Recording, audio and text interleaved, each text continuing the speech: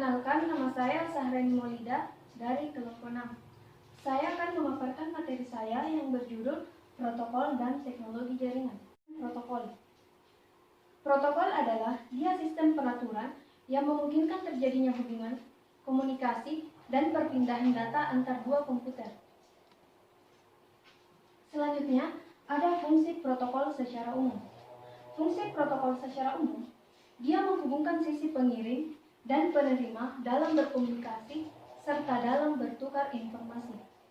Fungsi protokol secara khusus ada 6. Yang pertama itu ada fragmentasi dan reassembly. Fragmentasi itu dia membagi informasi yang akan dikirim menjadi beberapa paket. Proses ini terjadi pada si pengirim. Sedangkan pada reassembly, dia menggabungkan paket-paket yang telah dibagi tadi menjadi satu paket lengkap. Proses ini terjadi pada penerima. Yang kedua ada encapsulation. Dia melengkapi berita yang dikirimkan dengan address, kode-kode, dan koreksi. Yang ketiga ada connection control.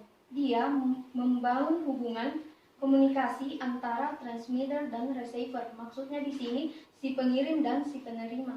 Nah, yang keempat itu ada flow control. Dia mengatur perjalanan dari transmitter ke receiver. Yang kelima ada error control. Dia mengontrol terjadinya kesalahan pada proses pengiriman. Yang 6 ada transmission service. Dia adalah member pelayanan komunikasi data khususnya pada prioritas, keamanan, dan perlindungan. Selanjutnya ada jenis-jenis protokol. Yang pertama itu transmission control protocol atau internet protocol. Di sini, TCP ini dia digunakan untuk pertukaran data pada jaringan yang saling terkoneksi. Dia mentransmisikan data secara berurut. Selanjutnya ada bentuk arsitektur dari transmission control protocol. Teman-teman bisa lihat ada 4. Yang pertama itu ada network access layer. Di sini, dia menyediakan sistem untuk mentransmisikan data pada perangkat lain. Yang kedua itu ada internet layer. Di sini dia mencari jalan terbaik untuk pengiriman data. Pada transfer layer, dia mendefinisikan bagaimana data itu diproses. Selanjutnya yang terakhir itu ada application layer. Application layer ini merupakan lapisan terakhir. Dia mendefinisikan aplikasi-aplikasi yang dijalankan pada jaringan. Selanjutnya ada cara kerja transmission control protocol. Saya akan menjelaskan secara singkat. Pada step pertama, dia memecah paket data menjadi beberapa data. Kemudian pada step kedua, router ini merupakan perjalanan dari router pertama ke router selanjutnya melalui jaringan internet. Nah, pada step ketiga di sini ada kata reassemblers, berarti dia menggabungkan paket-paket data yang telah dipecah tadi. Yang kedua itu ada user datagram protocol. Protokol ini dia mendukung jaringan yang berbasis internet protokol. Seperti yang kita ketahui bahwa ia mengkomunikasikan dua titik jaringan secara spesifik. Di sini ada karakteristik user datagram protokol. Yang pertama itu ada connection list. Artinya, data dapat dikirimkan tanpa melalui proses negosiasi koneksi antar dua host untuk bertukar info. Yang kedua itu ada unreliable. Di sini artinya semua pesan tidak memiliki nomor urut atau pesan pemberitahuan. Atau user datagram protokol. Yang pertama itu cocok untuk mengirim informasi yang memerlukan kecepatan. Terus yang kedua, mampu dengan efektif dalam memakai sumber daya prosesor dan memori. Yang ketiga, dapat mengimplementasikan layanan keandalan. Artinya dia memfasilitasi semua layanan. Selanjutnya dia tidak memerlukan keandalan dan bisa melakukan transmisi broadcast karena tidak perlu ada koneksi terlebih dahulu. Cara kerja user diagram protokol. Di sini dia mempunyai sebuah channel yang berguna untuk menghubungkan host agar bisa bertukar data. Namun sebelum itu, agar bisa tersambung ke UDP dibutuhkan sebuah aplikasi di perangkat yang mana dia menyediakan IP dan nomor port dari sebuah host yang menjadi tujuannya. Nah, dalam protokol UDP ini, dia bisa menerima beberapa data dalam waktu yang bersamaan, seperti pada gambar ini. Yang ketiga itu ada point-to-point protokol. Pengertian point-to-point itu Dia bentuk jaringan yang sangat sederhana yang hanya melibatkan dua node, seperti pada gambar ini. Fungsi utama pada point-to-point itu yang pertama, dia dapat memeriksa password. Yang kedua, dia bisa menetapkan koneksi dan melakukan permintaan IP atau internet protokol. Yang ketiga, dia dapat memeriksa kondisi atau saluran telepon yang sedang beroperasi. Di sini ada sublayer atau komponen pada point-to-point. Yang pertama itu ada link control protocol. Dia membangun, mengkonfigurasi, dan menguji koneksi pada data link. Selanjutnya ada network control protocol. Network control protocol ini dia menetapkan dan mengkonfigurasi untuk protokol jaringan yang berbeda. Selanjutnya ada internet control message protocol. Di sini, protokol yang bertugas mengirimkan pesan-pesan kesalahan dan kondisi lain yang memang memerlukan perhatian khusus. Selanjutnya akan dilanjutkan oleh Lisa Efrianti. Terima kasih. Assalamualaikum warahmatullahi wabarakatuh. Perkenalkan, nama saya Lisa Efrianti, NIM 1829142035. Di sini saya akan melanjutkan materi mengenai protokol dan jaringan komputer.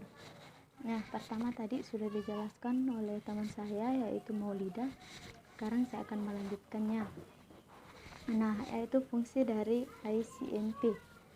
Di sini fungsinya ada 4. Yang pertama yaitu membantu proses error handling atau melaporkan apabila terjadi error pada sebuah jaringan. Yang kedua, membantu kontrol prosedur atau prosedur pengaturan pada sebuah jaringan. Yang ketiga, menyediakan pengendalian error dan pengendalian arus pada network layer atau lapisan jaringan. Yang keempat, mendeteksi terjadinya error pada jaringan seperti connection loss ataupun kemacetan jaringan dan sebagainya. Selanjutnya, tipe-tipe pesan pada ICMP ada 2, yaitu yang pertama error message, yang kedua query message.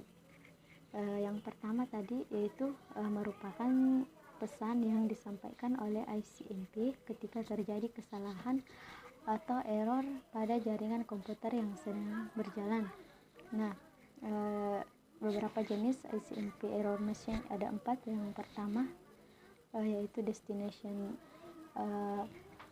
unreachable, yang kedua time exceeded, yang ketiga parameter problem, yang keempat solve quench. Yang kedua merupakan pesan pada ICMP yang dikirimkan oleh node yang kemudian dijawab oleh format spesifik dari node yang dituju. Jadi jika tidak berhubungan dengan error message dan hanya berupa pembalasan pesan yang dikirimkan. Nah, bisa kita lihat di sini contoh alur kerja dari ICMP. Nah, selanjutnya Internet Message Access Protocol. Nah, di mana seperti yang kita ketahui, Internet Message Access Protocol adalah standar untuk mengakses atau mengambil email dari server.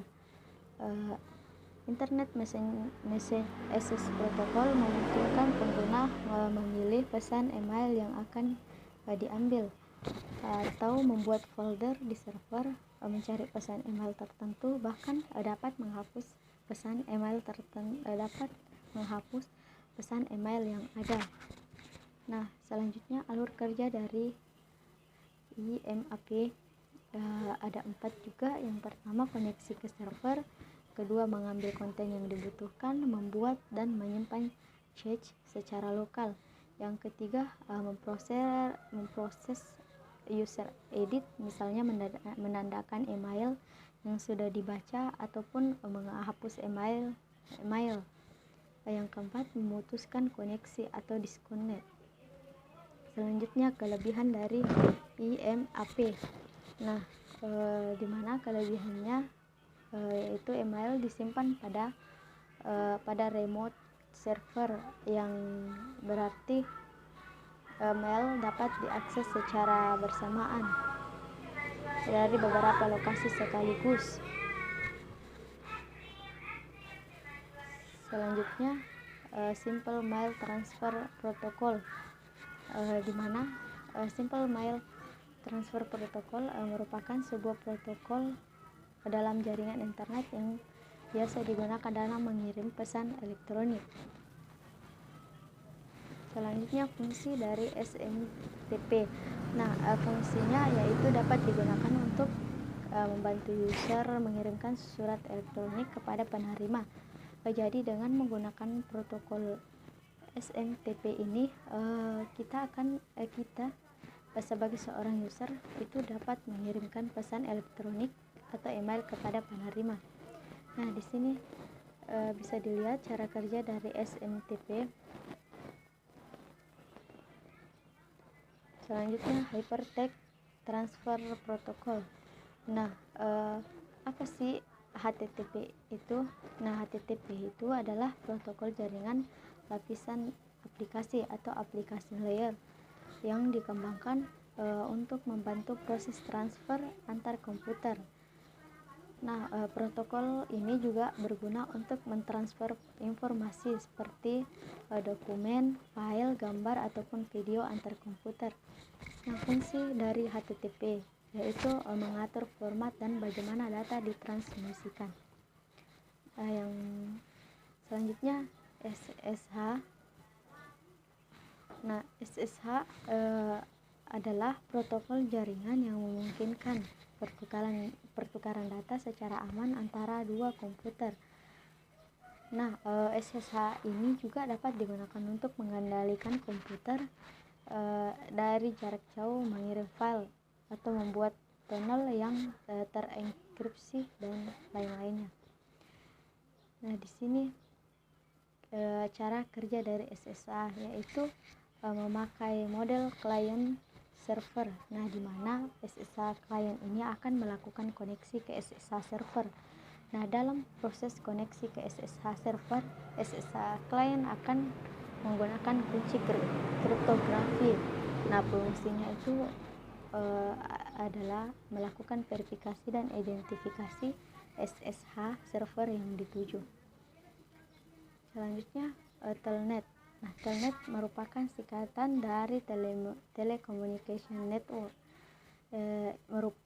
Ia merupakan suatu protokol client server yang memungkinkan kita untuk mengakses komputer dari jarak jauh.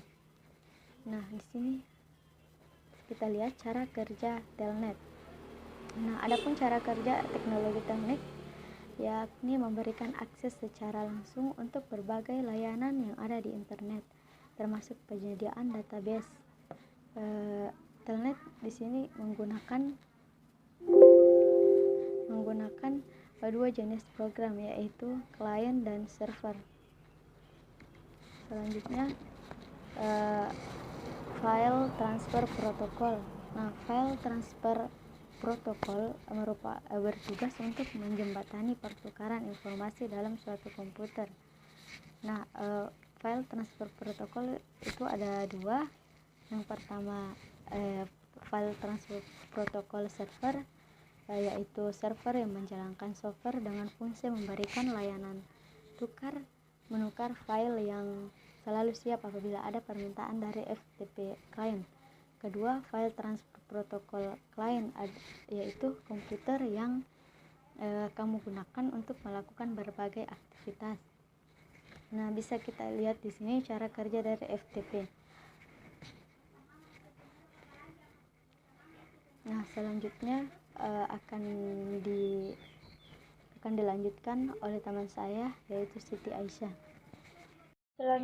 Yaitu APLS X0 DSP server menerima penyewaan DHCP client dan memberikan alamat address serta memberi subnet dengan lainnya sebagai fasilitas tambahan. NetBIOS itu sebuah spesifikasi yang dibuat oleh International Business Machine, sebenarnya dibuat oleh Citec untuk IBM dan Microsoft yang mengizinkan aplikasi-aplikasi terdistribusi.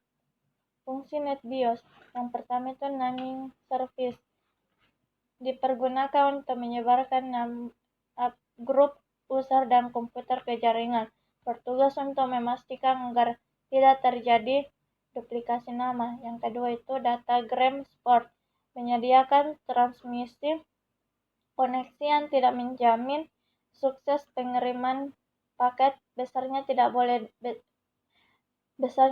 lebih besar dari 512 bit. Metode diagram ini digunakan oleh naming service. Yang ketiga itu session support, memungkinkan transmisi di mana sebuah virtual circuit session diadakan sedemikian rupa sehingga pengiriman paket dapat dipantau dan dikenali. SNA atau System Network Architecture. Pengertian itu SNA sebuah protokol yang dikembangkan pada tahun 1970 oleh perusahaan IBM bersama dengan munculnya model referensi OSI.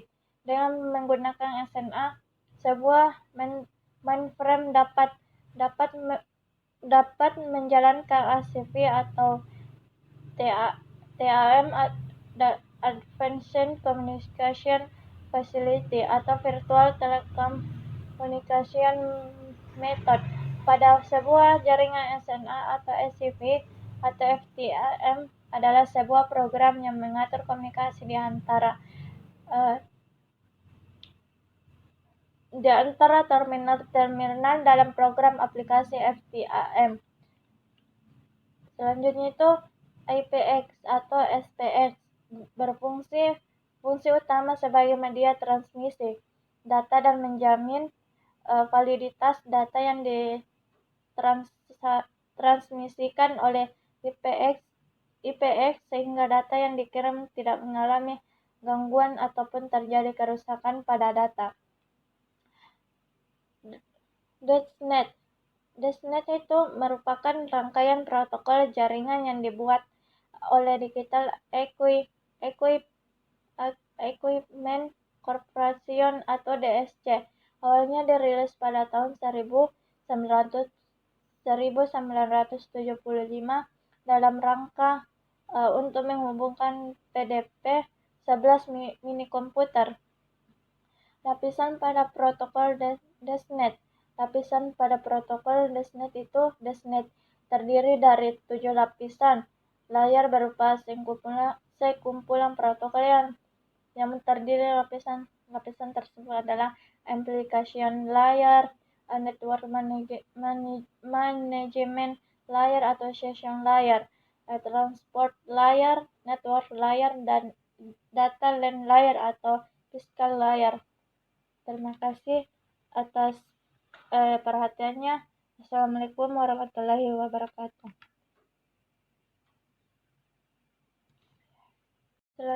Yaitu IPLS X0 DSP server menerima penyewaan DHCP, klaim, dan memberikan alamat